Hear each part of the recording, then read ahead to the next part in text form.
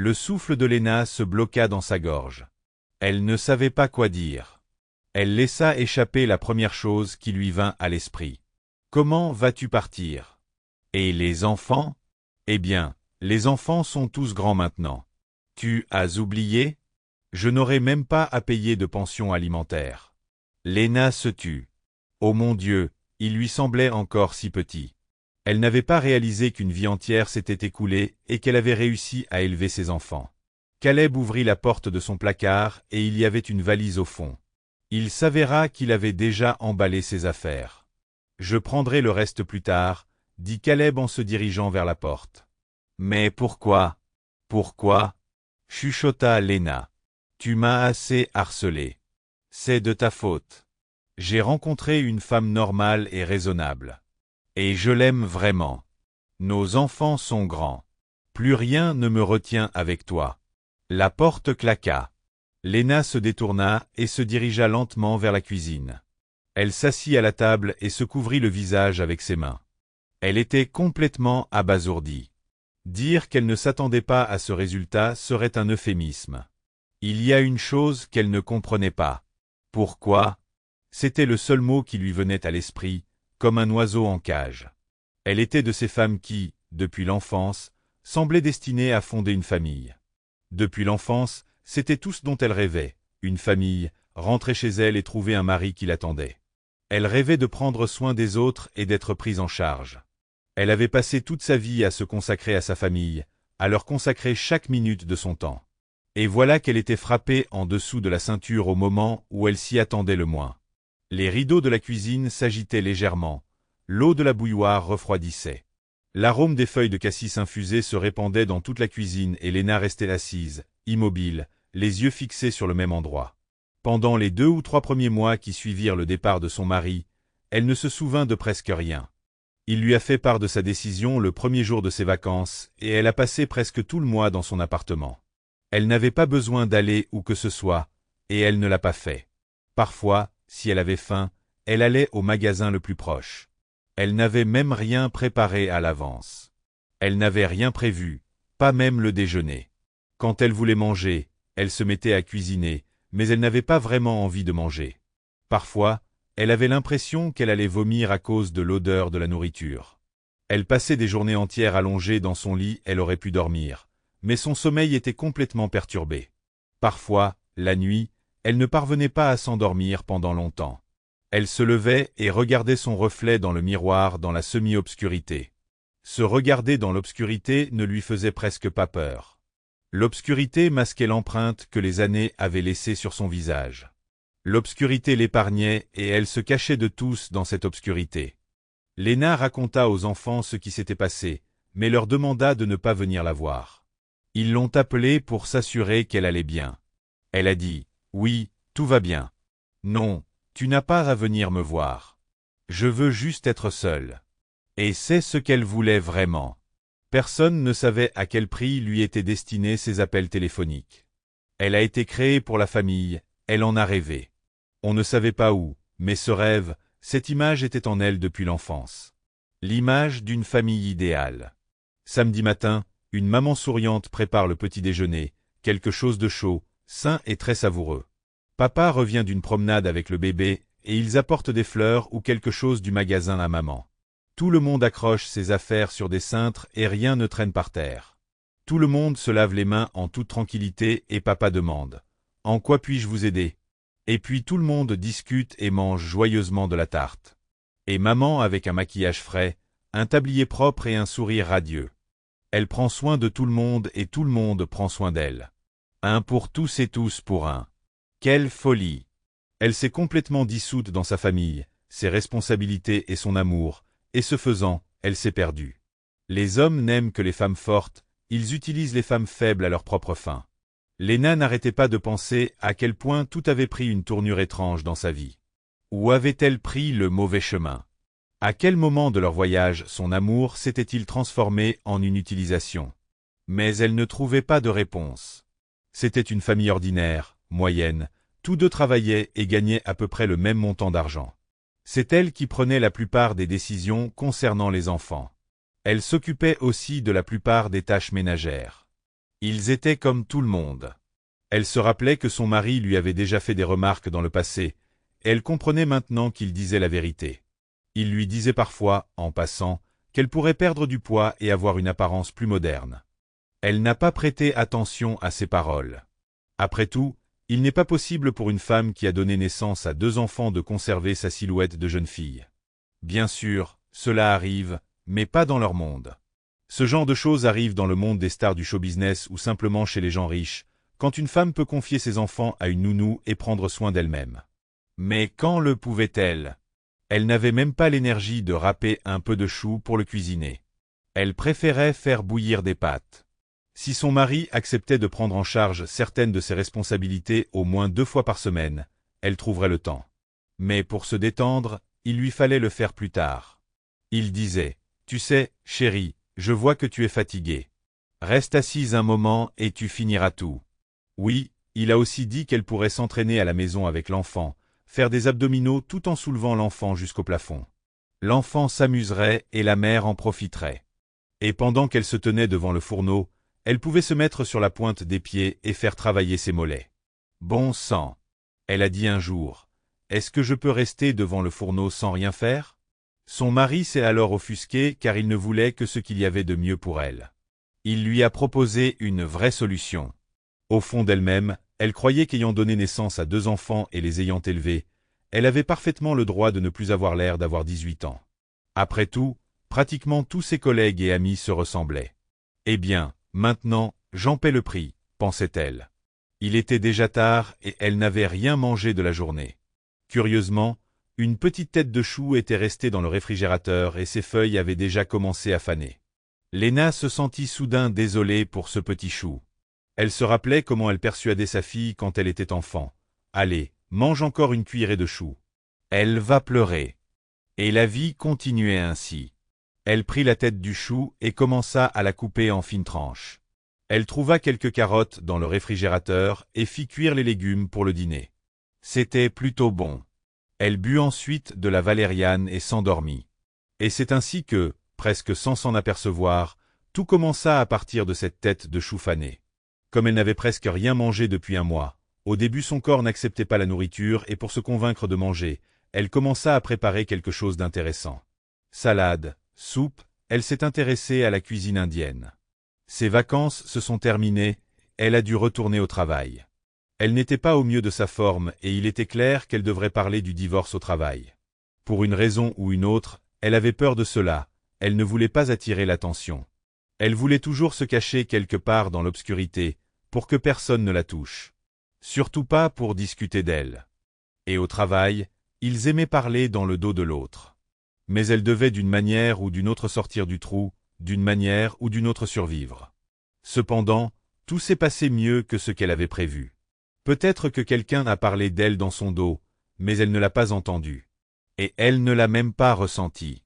Maintenant qu'elle n'avait plus besoin de se précipiter à la maison pour nourrir son mari, ses collègues ont commencé à l'inviter à s'asseoir dans le café le plus proche après le travail. Avant, c'était inutile, elle refusait toujours.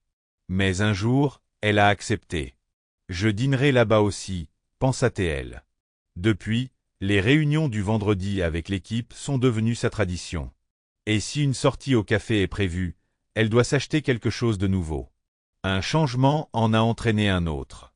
Alors, lentement, pas à pas, elle commença à sortir du trou dans lequel elle avait été jetée. Elle se reprit lentement, mais sûrement. Et un jour, se surprenant à rire de bon cœur avec ses collègues, elle réalisa que l'immense vide dans son âme n'était pas vraiment comblé par quoi que ce soit, non. Cela passa simplement, comme une longue maladie. Le corps était encore faible, il n'avait pas retrouvé sa force d'antan, mais il s'était déjà débarrassé du poison qui l'avait empoisonné. La maladie avait disparu, la dépendance avait disparu. Et la vie elle-même a comblé le vide qui s'était formé, presque inaperçu. 2 ans se sont écoulés. Des connaissances communes, absolument convaincues que Léna attendait toujours son ex-mari, lui fournissaient périodiquement des informations sur lui. Léna savait qu'il s'était marié et avait eu une fille.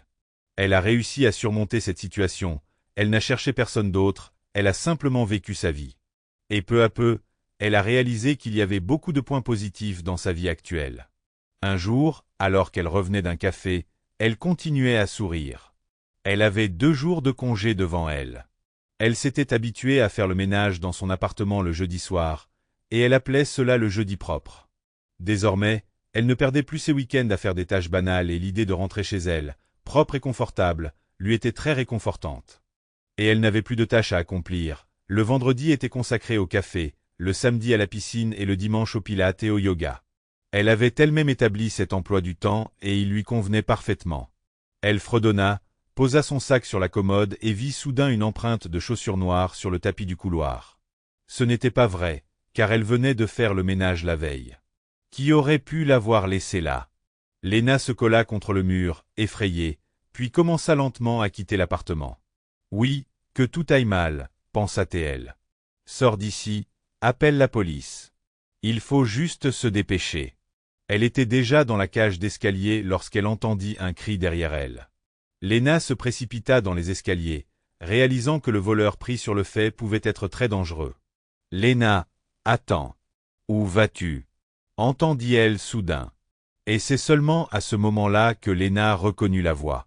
Respirant lourdement, elle se retourna. « Qu'est-ce que tu fais ici » demanda-t-elle. « Tu m'as fait peur. J'étais sur le point d'appeler la police. Tu vois, tu attends mon retour avec autant de impatience. » Caleb sourit. « Tu m'as pris pour un voleur. Et qu'est-ce que j'étais censé penser? Tu n'avais pas pris tes clés avec toi, alors j'ai cru que tu m'attendais. Quand est-ce que c'était déjà arrivé? J'avais oublié que tu avais mes clés. » Léna se remettait lentement de l'horreur qu'elle avait vécue. Ses nerfs avaient encore besoin d'être guéris. « Tu voulais quelque chose » demanda-t-elle. « Parlez. Léna, tu n'es pas stupide. Nous avons des enfants ensemble. Les petits-enfants arriveront bientôt. Bref, on a assez joué et il est temps d'arrêter. » Léna se figea avec son manteau dans les mains. « De quoi tu parles? Eh bien, ne sois pas bête, Léna. Vivons à nouveau ensemble. Imaginez le bonheur des enfants. Vous êtes sérieux? Je viens de commencer à vivre ma vie. Et toi? Qu'est-ce que ça veut dire, tu viens de commencer à vivre? Alors, tu n'as pas vécu avant? » Léna a accroché son manteau dans le placard. « Maintenant, il me semble que je n'ai pas vécu avant. Est-ce que tu as quelqu'un? » Caleb s'en est immédiatement rendu compte. Léna sourit. En effet, les hommes n'ont pas d'ex. Ils ne laissent personne partir. Ils viennent d'étendre leur territoire à une famille de plus et continuent d'être jaloux de leur ex-femme. Elle secoua la tête, voulant dire non et il n'y en aura pas. Pourquoi ai-je besoin de ça? Mais elle pensait qu'il n'était pas nécessaire de dire des mots inutiles, dont chacun pourrait être mal interprété. Et puis, il était temps de mettre un terme à cette conversation. Léna ouvrit légèrement la porte d'entrée, indiquant clairement à Caleb qu'il devait partir. Il fit un pas en avant, mais se pencha ensuite vers elle, fermement installé dans l'embrasure de la porte. Elle recula. Son ombre, agrandie par la lumière de la pièce, semblait menaçante. « Il faut que tu comprennes, je réalise tout maintenant. Je n'avais pas besoin de changer quoi que ce soit. Mais toi, tu es aussi fautif. Tu n'as pas su me retenir, tu aurais dû. » Qui? J'aurais dû te retenir? Toi. J'ai fait une erreur, mais où regardais-tu? Pourquoi as-tu détruit notre famille? Léna secoua la tête comme pour dissiper une illusion. Mais tu as décidé de partir de toi-même. Tu as dit que tu avais rencontré une femme normale. Caleb grimaça en entendant le mot normal. Ouais, je comprends. Tu pensais que tu aurais un paradis avec ta nouvelle femme, mais c'est pareil, n'est-ce pas? Bon, il est temps pour toi de partir. Tu aurais pu m'en empêcher à ce moment-là. Tu aurais dû te battre pour moi. Léna le regarda avec un regard fatigué. Dieu merci, je comprends maintenant que je ne dois rien à personne. Elle ferma la porte derrière lui et lentement, en se balançant, se dirigea vers la cuisine. La tension était trop forte. Elle faillit tomber sur une chaise. Un léger regret s'éveilla dans son âme. Et quelque chose, peut-être qu'il avait raison. Plus précisément, il avait raison sur un point. Ils avaient des enfants en commun. Les enfants issus de familles intactes réussissent mieux dans la plupart des cas, car ils ont 2 revenus investis en eux, et non un seul. Mais maintenant, les enfants réussissent seuls, donc elle est libre. Avec un sourire amer, elle pensa qu'il y a 1 an, si elle l'avait rencontré, elle l'aurait laissé rester. Il y a 1 an, elle l'aurait repris. Mais elle-même, sans s'en rendre compte, avait fait du chemin depuis. Et maintenant, même si elle n'est pas la meilleure personne, il est inutile de faire appel à son sens du devoir. Elle est trop satisfaite de sa vie actuelle. Il ne s'agit pas seulement de la réduction des services domestiques, même si cela s'est également produit. Il s'agissait de ce merveilleux sentiment de liberté qu'une femme ressent lorsqu'elle réalise qu'elle n'est désormais responsable que d'elle-même. Les enfants ont grandi et même si son cœur souffrira toujours pour eux, il ne nécessite pas une implication quotidienne. Elle peut faire attention à elle, prendre soin de sa santé, s'allonger, réfléchir, se détendre dans l'obscurité ou sortir dans le monde.